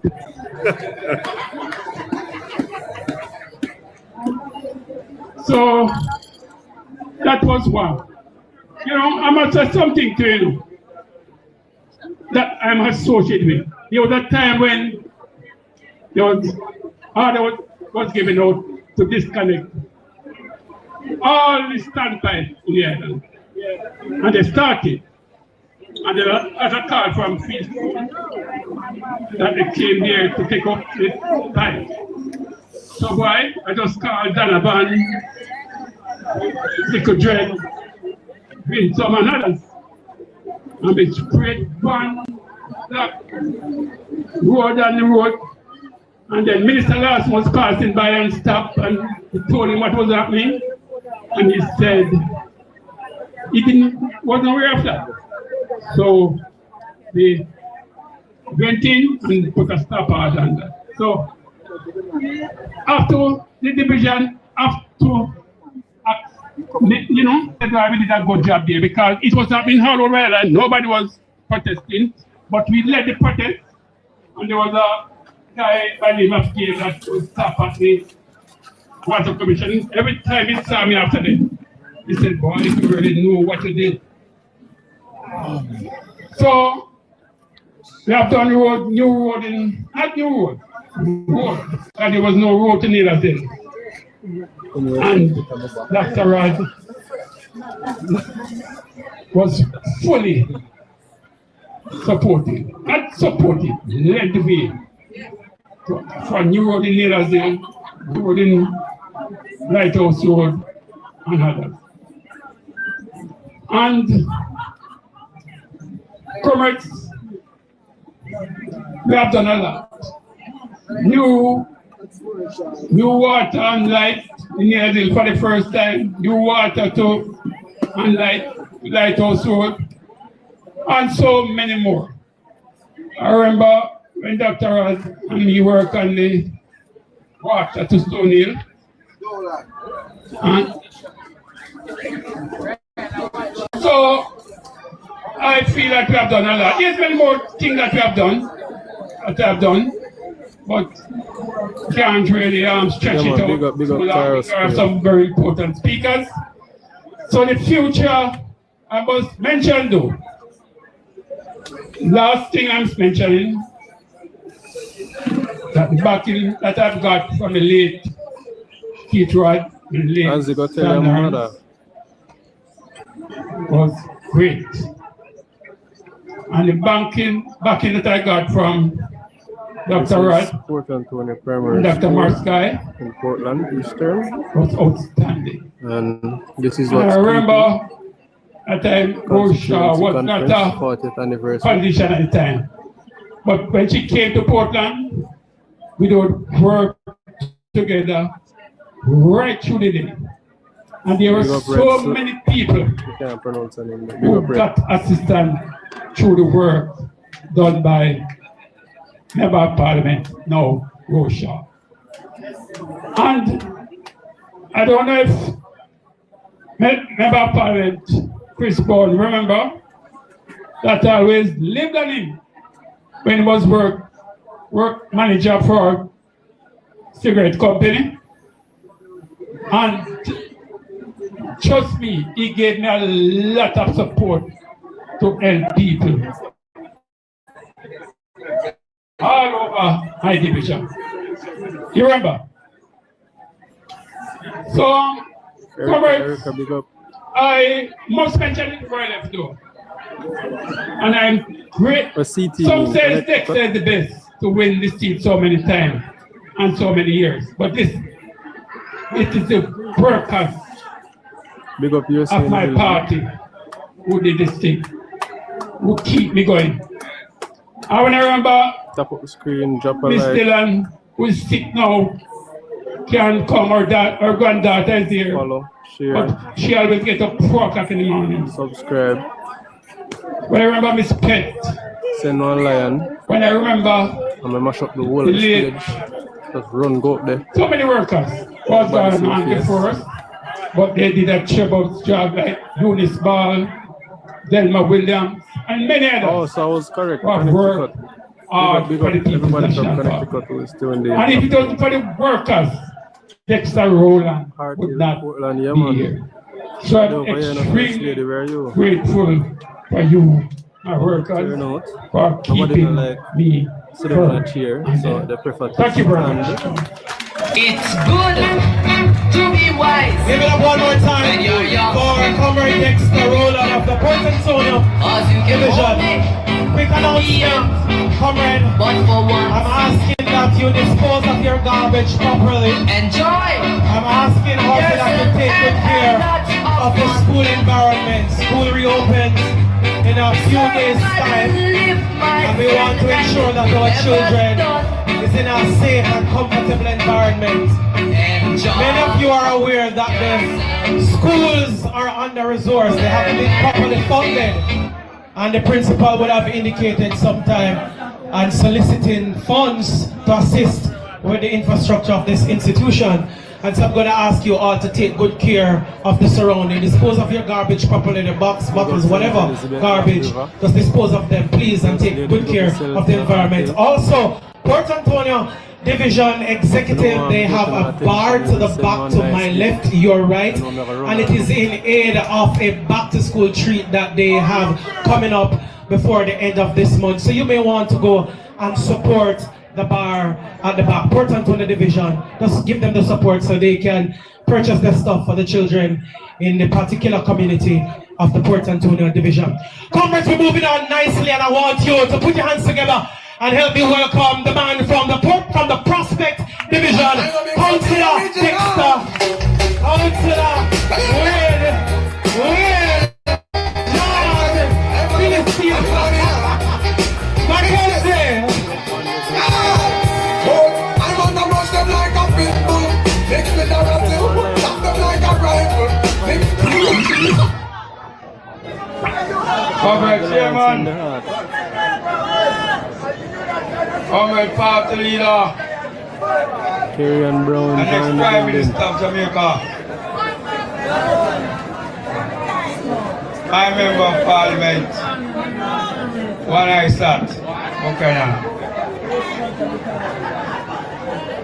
Comrade Chris Brown, and before I even go further in the introduction, I just feel good when I realize that so much people on the platform were farmer members of the PNP. Addressing the panel. I tell you that so if you start them from the base, and the foundation, so in that you good for turn side to the great road. success. Then back with a face this side. Comrade, backstage. Second Rasta. Right? So I'll be first Rasta because I don't know which one older. Comrade. We never say spell out Lion. Damian Crawford. Comrade Rosha, welcome to this great division, this great constituency. I know my Noel. But I tell you, man, can't make some place, but I will drink rum. But thank God, I'm not fool on the rum thing, I know. Are you rum? Lion Heritage is not live.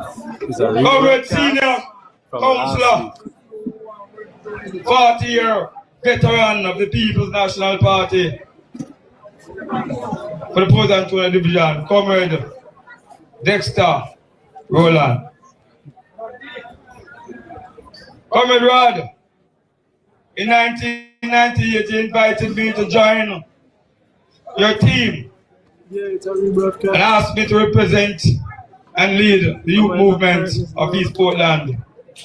I thank you because I've been for that invitation. Most likely I would be here today speaking as a councillor of the Prospect Division.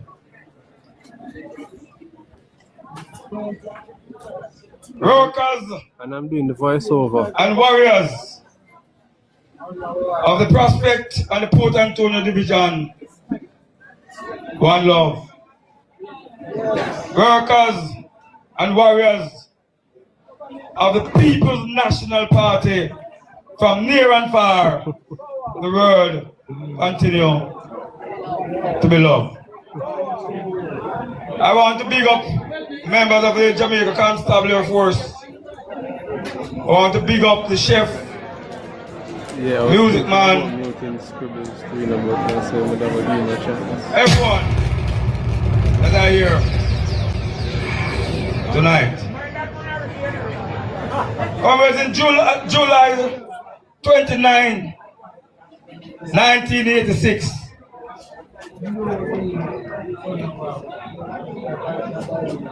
Let us remember that from 1983, when Michael Manley decided that he wouldn't contest that election, from that day until 1989, the JLP ruled from 1980 to 89. The JLP also controlled the councils from 1981 to the 29th of July 1986. And I make note, comrades, of the year. I want you to remember keenly that the GLP ruled during that time. For those of us who remember that period of time, we realize that we were at a crossroads as a nation. Yeah, sure, the life. The attitude and behavior of the government back then was very terrible. In front. The state of affairs of Jamaica was in shambles. 40 years later, we're in a similar position, but in some sense we're in a worse position. And we're celebrating this victory where the Port Antonio and the Prospect divisions what do you mean, Claudine? hold strain and ensure that the strength of the People's National Party is secured. Anybody when you use have to get blocked? We are saying today that we will start the count again, because next year this time will be 41. And we're going to start the struggle again, comrade leader. Because after the 1986 election came the 1989 election. So we are saying 2 years' time shall be another local election, and 4 years' time shall be a general election.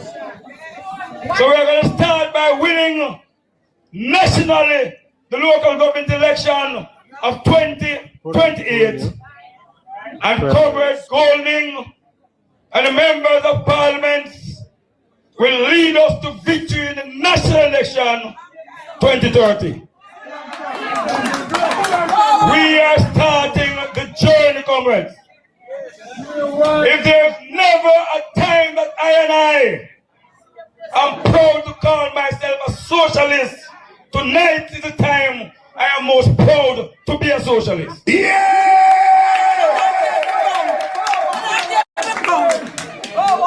Comrades, I don't care who said that what. Because without socialism, we are doomed.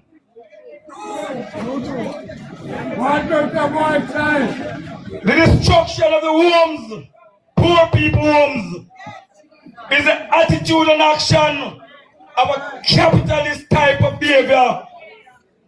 Because they care not about the ordinary man. The ordinary man means nothing at all to them. And we're saying we respect the rich, we respect the middle class, but we respect mostly those that are poorest. Because they need help, they need support. When the People's National Party was formed in 1938, It was formed to be the conscience of the masses of this country, and we are sure the masses back then as now were all poor people. Comrades, it is a myth. It is a myth that the capitalists say to most people that we are giving you an opportunity to be like us because everybody have a free opportunity. But watch the ride. Check the record. Every time you hear about the statistics of the rich, it is a smaller number of people with around 90% of the national wealth. So if you have 3% control 90% of the wealth,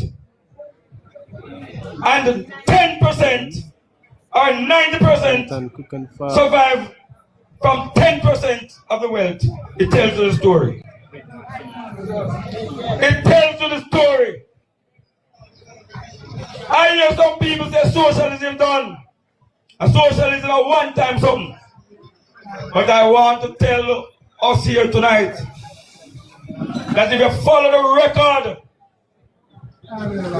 I think it's Adam Smith start the capitalist thing, right? I have Marx, Karl Marx, and you have Lenin. But by record, comments, by record, capitalism was written in a formal sense before socialism. So if you say socialism of the past a long time something, then you're not sure capitalism when they have a record before. But remember the true and most noted principle of socialism. If you believe in Christianity and Christ, you know that socialism was something that Jesus Christ preached day and night during the time he was on earth in living flesh, living being. And therefore, comment, I'm saying to you, we must go back to the basic. We must ensure that we have the type of leadership in this country that believe in getting the poorer class of people, bringing under 1/10 everybody for a successful nation building. So we are inviting the rich to join us. But if they don't join us, we have the numbers to get rid of them. Not to kill them, because we are peaceful people. So get rid of don't mean that. Get rid of means that we will use our numbers and take control of our country. If you look at the government and you follow the policies they are putting in place, they are even putting the men and women of the Jamaican Constabulary Force in problems sometimes, because the current traffic law that they want to bring in is going to bring people to create a sense of anger. I remember the police must execute the law. So we are saying to you, government leader, and the members of parliament here, protect us and ensure the traffic changes of the traffic law that they intend to bring in. We oppose it and get it amended. We know that it is important to ensure the laws are followed, but we want reasonable laws in the book that don't hurt the ordinary people and put them in a position where they become criminals, where they go to prison because they can't pay the ticket. I have a problem even in Port Antonio. Sometimes I have issues because there are areas that are painted in yellow and the people are prosecuted for no parking. And I say the NWA the police, those from the parish council, and the traffic committee must sit down and review those areas and ensure the no parking zones are in yellow and those that are not no parking be put back in white. And I was told the other day in council that they are reviewing it, so I'm hoping very soon. I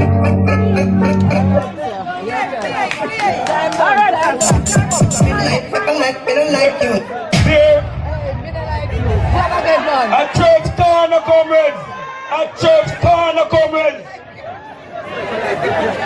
the police often stand up in the area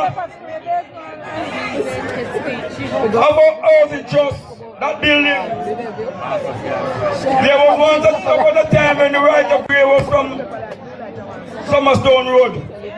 Now the right away changed, coming from Church Street. But the stop line is way behind the fence. You cannot see the oncoming vehicle from Church Street unless you come down here. So if you are aware, so you see the line, but you don't make no sense, and you fall down here so you get a ticket. And I'm saying to the traffic committee, get it right so that nobody's unfairly prosecuted because they can't come out without seeing up the road, yet they are so far back where they have to stop. I am saying we need a government with a conscience and a caring conscience for the ordinary citizen so that they can live free and fair without no form of harassment. And I'm not saying the police are harassers, but the laws of the government that they must police is not that those laws cannot continue. Comrade leader, we are asking you to help us there. I said the persons all the while. And first time I get a bit agitated with the police is in recent time because of the type of laws. Number one, I hear, and the officers are here that don't want to comment, and I know they won't comment. But I hear that there is a quota of tickets to be prosecuted or issued to motorists. If you give the police a quota, that they must issue 2,000 or 200 or 10 tickets per day, if they don't find nobody, they must create something that they reach them 10. We don't want that anymore. We want the quota to be removed and where you pressure the police, men and women, to ensure them issue enough tickets to meet the quota. The quota must be a just and honest way of ensuring that people adhere to the law.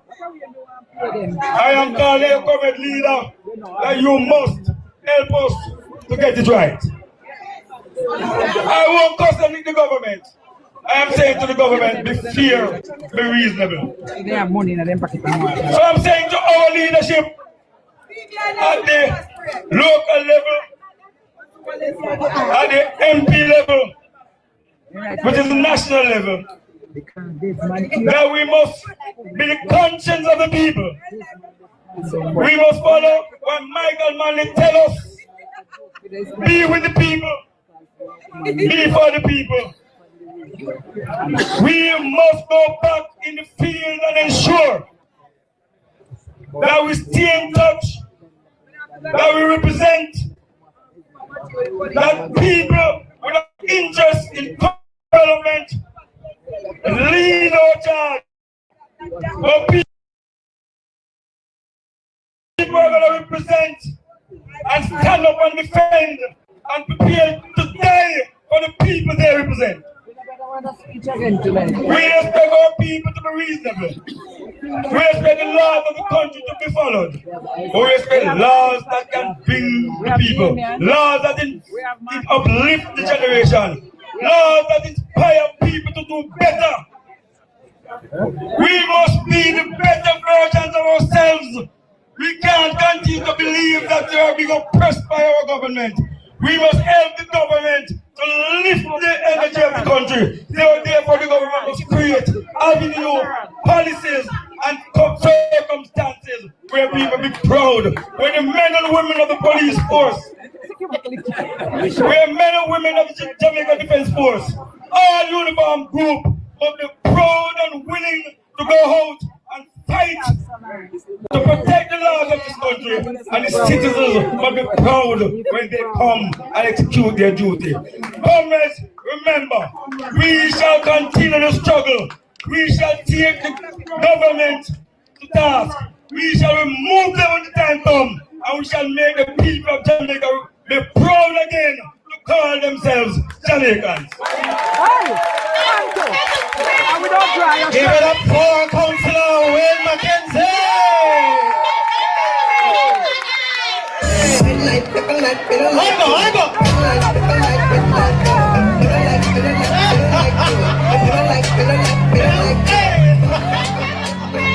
Yeah. You see you?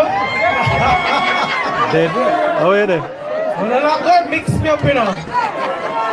They're not call nobody there. Because right now, it's been streamed. I don't know already. I don't know already. But comrades, I'm not afraid. I'm not afraid. When they're rolling with the army, that no scare me. They represent PNP. Comrades, I want you to put your hands together. That's the welcome. Our regional chairman, Comrade Omar Newell, Central St. Mary. Hey, tell Russia. We only need one chance. We only need one. Giving that opportunity. Call it the selector. Manners and respect. Comrade Chairman Ryan Bailey. When I was a little boy, me and Ryan used to go to church.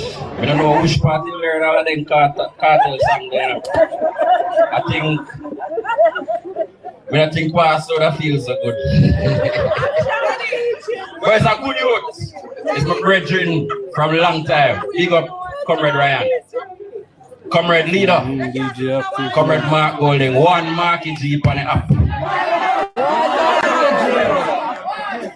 I'm going to say Comrade Members of Parliament, but I have to big up the MP, the host MP, Comrade Isaac Buchanan. Comrade Isaac is a formidable, he's a good youth, you know. And he's MP for a constituency that I consider my second constituency. Yeah. In fact, my wife, her final vote in East Portland was for Comrade Isaac Buchanan. And Isaac Buchanan, her final vote was a winning vote. Send one big line. Comrade Members of Parliament, Comrade Dexter Rowland, I whisper to the party leader. A couple of years ago when I was regional secretary, they sent me with a team to come and do a sounding in East Portland regarding a member of Parliament. There was a little contest going on. And one thing I found out in that sounding, even though I came to find out about MP and candidate and contest that was going on, the people them love Dexter Rowland. And so for 30 odd years at the time, for the people to still love you. Some people get fall out of love with after 1 year, after 6 months. And for them still love you after such a long time, it means you've been doing something great. And last, and I have to pick them up because it's their joint conference and we're celebrating them tonight. Comrade Wayne Mackenzie. The very first PNP conference that I was invited to speak at, to be the guest speaker at, was in this schoolyard. And the person who invited me was Comrade Wayne Mackenzie. And when I was a little boy, I said, so when I come talk about you, say you go to school, you must have seen you can come say you're the guest speaker. And I remember when my grandmother was on her way to the hospital, her last few breaks, I was at a meeting at Hotel Timbambu. And I had to leave the meeting and rush to the hospital. And Wayne left the meeting shortly and was by my side at the hospital. And when I decided I had to leave to go home, to go tell my grandfather that his wife was now deceased, Wayne stayed and guarded the body at the hospital. Stayed at the hospital. And when when the funeral was coming, Wayne said, "Want to contribute some pork to the funeral." And I met my drive go way up in the hills, up in the valley. Sorry, Rasta. Way up in the valley, Wayne met my drive. And when I reach up there, I see them and them kill one big old log, and I didn't know I wait to get my few pounds for put in. And I call Wayne and say, "How much I forget?" Wayne say, "Whole it." I can never be ungrateful to Wayne Mackenzie. And so when people see two our quarrel, you stay out tight, you know nothing to do, don't know. And me and Wayne, our business are our business. I comrade Donald Rod. Respect, sir.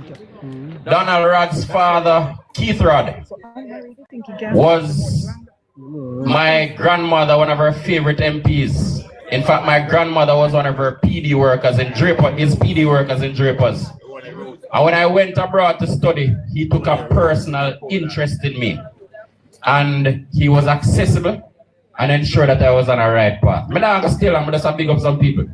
So I want to big up Comrade Dr. Rod. And when Dr. Rod decided he was going to do a summer camp, I will always remember that he invited me to come and be his guest speaker for his first camp he had at Case. I'm saying all of that to say East Portland has been very good to me and has been very instrumental in my development.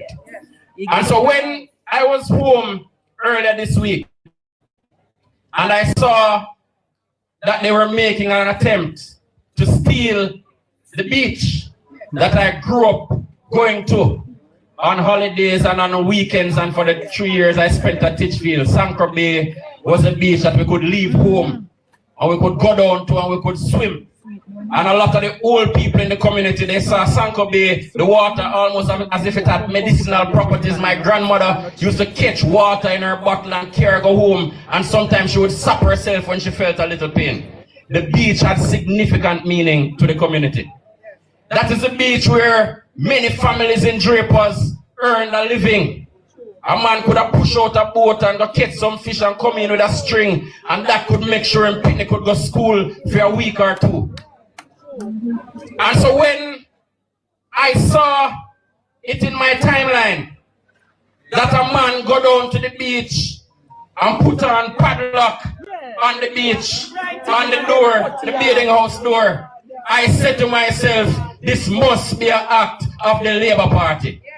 Because I did my yard same way, and I see a man get up in a hotel, talking in a hotel, and say the reason mangroves are being destroyed in Jamaica is because people have teared down the mangroves to go burn coal. And the irony of it is he said it from a hotel where significant acres of mangroves were destroyed to build. So anytime poor people are being harassed or abused or taken advantage of, my natural inclination is which part the JLP there in all of this.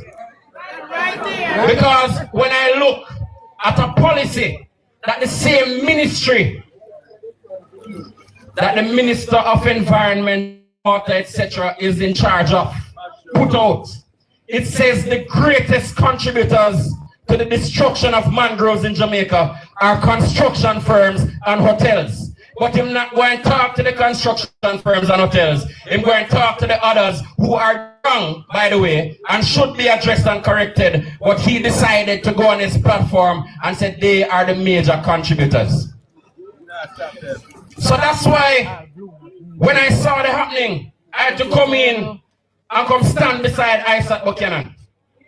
Because my father said he stood and he saw them come in and them take the Cocoa Walk Beach, upper Drapers, upper Sansan. And they went in and they took away Sansan Beach. And they went in and they took away Blue Hole, where people used to can launch them boats and carry people go out on the water and make a money.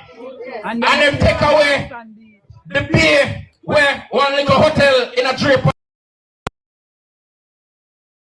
Bay where one little hotel in a Draper.